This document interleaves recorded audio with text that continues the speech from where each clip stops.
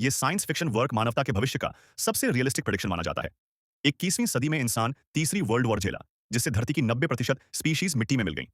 इस घातक ट्रॉमा ने सैकड़ों साल की शांति ला दी।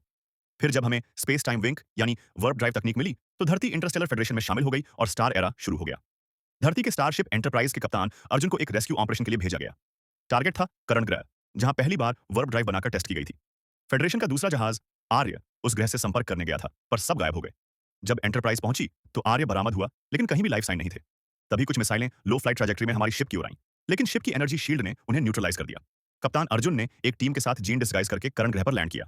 वहां का टेक्नोलॉजी लेवल इंसानों की इंडस्ट्रियल रिवॉल्यूशन से भी पीछे था, लेकिन अचानक वर्प ड्राइव तैयार कर लिया, जैसे बिना इंडस्ट्री के स्मार्टफोन बना लिया हो। धक्का लगने के बाद वे रिसर्चर्स बनकर गायब हुए आर्य के क्रू की तलाश में आगे बढ़े और अनाया से मिले। उसने सब कुछ एक्सप्लेन किया।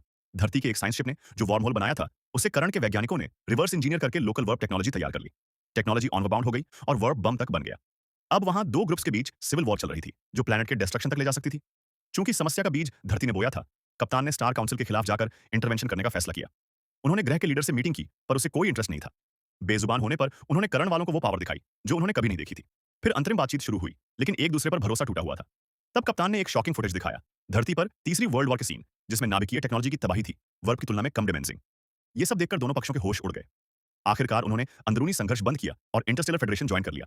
मिशन कंप्लीट हुआ और एंटरप्राइज पर मौजमा आगे और चैलेंजिंग टास्क का इंतजार रहेगा।